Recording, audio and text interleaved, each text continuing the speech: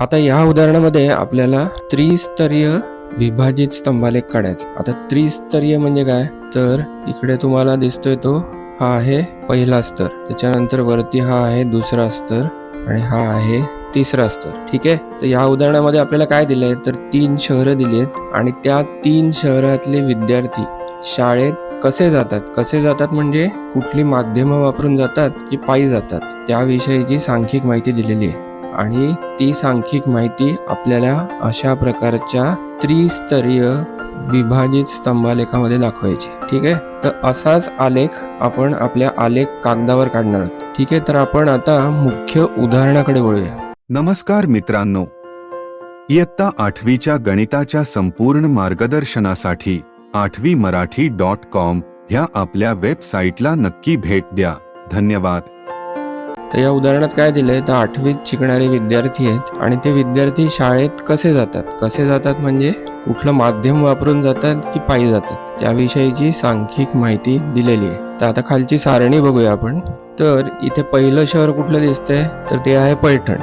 पैठण शहरामध्ये सायकलवरून शाळेत जाणाऱ्या मुलांची संख्या आहे 3250 आणि बस किंवा ऑटो म्हणजे काय, तर रिक्षा. तर रिक्षाने जाणाऱ्या मुलांची संख्या किती आहे, 750. त्याचप्रमाणे पायी जाणाऱ्या मुलांची संख्या किती आहे, 1000. तसंच येवला शहरामध्ये सायकलनी जाणारी मुलं आहेत 1500 किंवा 1500. बस किंवा ऑटोनी जाणारी किती आहेत, 500 आणि पायी जाणारी मुलं किती आहेत, 1000.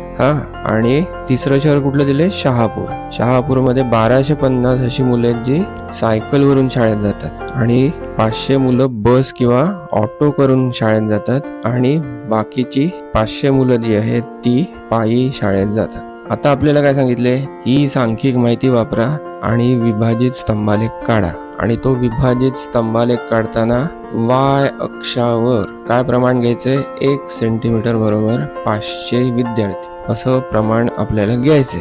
हे 3250, हे 750, 1000 हे काय आहे, तर ही सांख्यिक माहिती. आणि हे काय आहेत, तर हे विद्यार्थी आहेत. आणि पैठण, येवला आणि शहापूर ही गावाची जी नावं आहेत ती अर्थातच एक अक्षावर येणार आहेत. आलं लक्षात.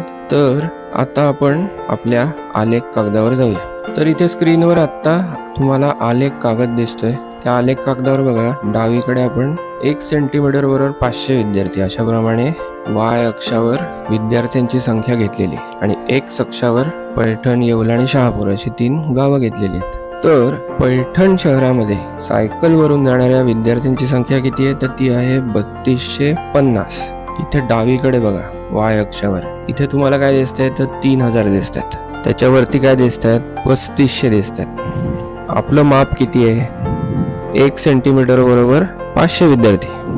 म्हणजेच 1 सेंटीमीटर मध्ये ह्या ज्या 10 रेघा आहेत, ती प्रत्येक रेघ कितीची असेल, तर 500ला 10ने भागायचं म्हणजे किती येतात, तर 50. म्हणजे एक रेघ आहे, एक रेघ फक्त, ती कितीची झाली, 50ची झाली. म्हणजेच 3000 नंतर आपल्याला 3250 साठी किती रेघा घ्याव्या लागतील. तर 3000 नंतर पहिली रेघ आहे 50ची म्हणजे किती झाले, 3050. त्याच्या वरची रेघ आहे 50ची म्हणजे 50 50 100 म्हणजे 3000 वर 2 रेघा म्हणजे झाले 3100. बरोबर आहे. त्याच्यानंतर त्याच्या पुढची रेघ म्हणजे तिसरी रेघ ती 50ची आहे म्हणजेच 3150 झाले.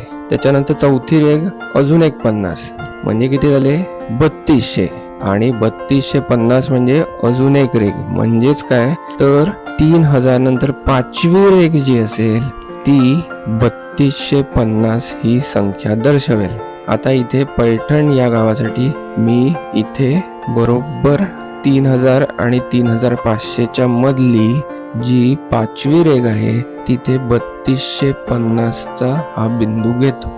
आलं लक्षात. परत एकदा लक्षात घ्या, आपण 1 सेंटीमीटर बरोबर 500 घेतले. तर 1 सेंटीमीटर मध्ये मिलीमीटरच्या किती रेषा आहेत, तर 10 रेषा आहेत. म्हणजेच प्रत्येक रेषा किंवा प्रत्येक रेघ जी आहे मधली ती कितीची झाली, तर 500 भागिले 10 म्हणजे 50ची झाली. आलं लक्षात. म्हणून आपण 3250 घेताना 3000 नंतरच्या 5 रेघा घेतल्या म्हणजे ती 5वी रेघ 3250 ही संख्या दर्शवते.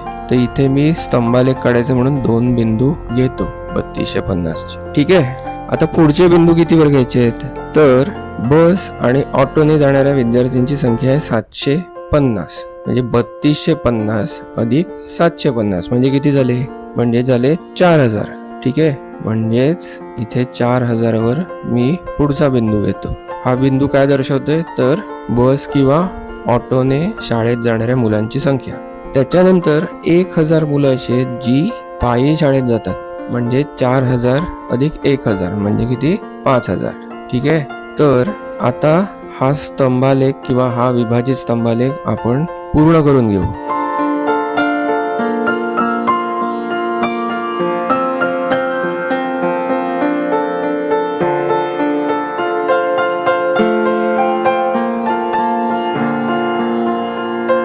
तर पैठण या गावासाठी आपण हा विभाजित स्तंभालेख काढलेला आहे. तर इथे बघा, हा खालचा जो तिरक्या रेगा मारलेला जो स्तंभ आहे तो सायकल वरून जाणाऱ्या मुलांची संख्या दर्शवतोय. आणि इथे 3250 या बिंदूवर या स्तंभाचं काय होतंय? तर विभाजन होते. विभाजन झाल्यावर वरचा जो मोकळा स्तंभ आहे तो 750 मुलं दर्शवतोय, जी मुलं बस किंवा ऑटो करून शाळेत जातात. ठीक आहे, आणि त्याच्यानंतर इथे 4000 वर या स्तंभाचं अजून एक विभाजन होते आणि त्याच्या सगळ्यात वरचा जो स्तर आहे तो पायी जाणाऱ्या मुलांची संख्या दर्शवते.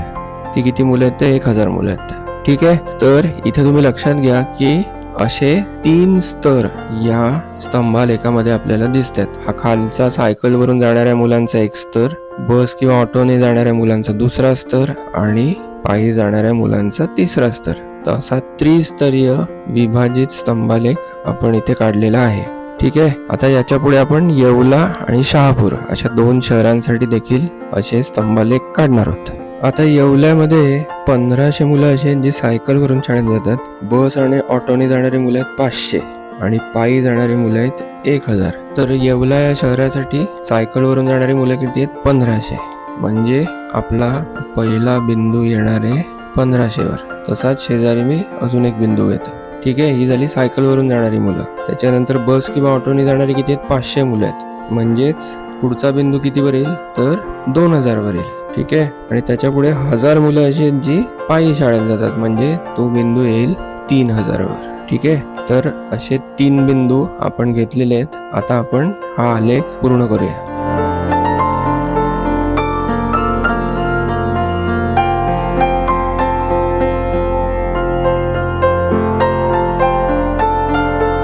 तर अशा प्रकारे येवल्यामध्ये 1500 मुलं सायकलवरून शाळेत जातात. ती माहिती आपण या स्तंभाच्या सगळ्यात खालच्या स्तरावर दाखवली आणि इथे 1500 वर आहे विभाजन बिंदू. त्याच्यावर जी 500 मुलं आहेत ती बस किंवा ऑटोने शाळेत जातात आणि त्याच्या पुढचा जो विभाजन बिंदू आहे तो आहे 2000 वर आणि त्याच्या वर जी 1000 मुलं आहेत ती पायी शाळेत जातात. तर अशा प्रकारे येवला या शहरासाठी आपण हा त्रिस्तरीय विभाजित स्तंभालेख काढलेला आहे. आता शेवटचा स्तंभालेख जो आपल्याला काढायचा आहे तो आहे शहापूर शहरासाठी. आता शहापूरमध्ये सायकल वरून जाणारी मुलं किती आहेत? 1250. आता इथे डावीकडे वाय अक्षावर बघा, इथे आपल्याला 1000 दिसतात. त्याच्यावरती किती आहेत? 1500. बरोबर. आपलं प्रमाण काय आहे? 1 सेंटीमीटर बरोबर 500 विद्यार्थी. म्हणजेच 1000 आणि 1500 मध्ये ज्या 10 रेघा आहेत त्यातली प्रत्येक रेघ ही कितीची झाली? 50ची. प्रत्येक रेघ ही 50ची झाली. बरोबर आहे. म्हणजेच 1250 म्हणजे किती होतील?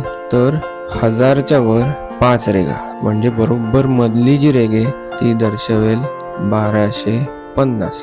5 रेघा ना, म्हणजे किती झाले? 5 5 25 म्हणजे 250 किंवा 250 झाले. 1000 अधिक 250 म्हणजे 1250. म्हणून शहापूरसाठी पहिला बिंदू कितीवर येईल? तर तो येईल इथे 1250 वर. 1000 आणि 1500च्या बरोबर मध्ये. त्याच्यानंतर शहापूरसाठी बस आणि ऑटोने जाणाऱ्या मुलांची संख्या किती आहे? 500. 500 म्हणजेच किती? 1750.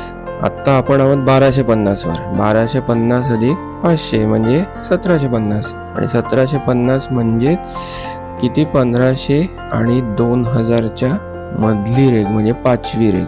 बरोबर आहे ना. आपण आता इथे आहोत. हे किती आहेत? 1250. त्याच्यावर 500 घ्यायचे आहेत म्हणजे 1 सेंटीमीटर घ्यायचं आहे. तर हा 1 सेंटीमीटर आपण इथे घेतला. 1 सेंटीमीटर बरोबर आपण काय घेतले माप? 500 विद्यार्थी. म्हणजे बरोबर 1750 हा बिंदू इथे 1 सेंटीमीटर वर आला. आलं लक्षात? त्याच्यानंतर 500 मुलं अशी आहेत जी शाळेत पायी जातात. 500 म्हणजे आपलं माप माहितीच आहे तुम्हाला, 1 सेंटीमीटरवर 500 म्हणजे या 5व्या रेघेपासून 1 सेंटीमीटरवर तो बिंदू येणार आहे. म्हणजेच कुठे येणार? 2000 आणि 2500च्या मधली 5वी रेघ. ठीक आहे. हे अंतर पुन्हा किती झालं? 1 सेंटीमीटर. म्हणजेच किती झाले? 500 विद्यार्थी. तर अशा प्रकारे आपण शहापूर या शहरासाठी 3 बिंदू घेतलेले आहेत. तर आधी आपण हा आलेख पूर्ण करून घेऊ.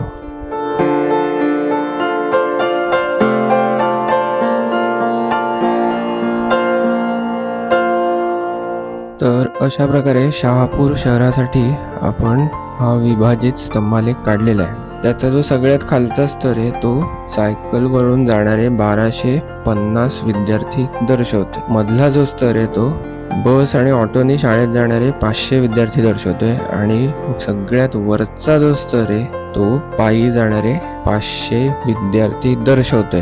तर अशा प्रकारे आपण दिलेली सांख्यिक माहिती अशी त्रिस्तरीय विभाजित स्तंभालेखात दर्शवलेली आहे.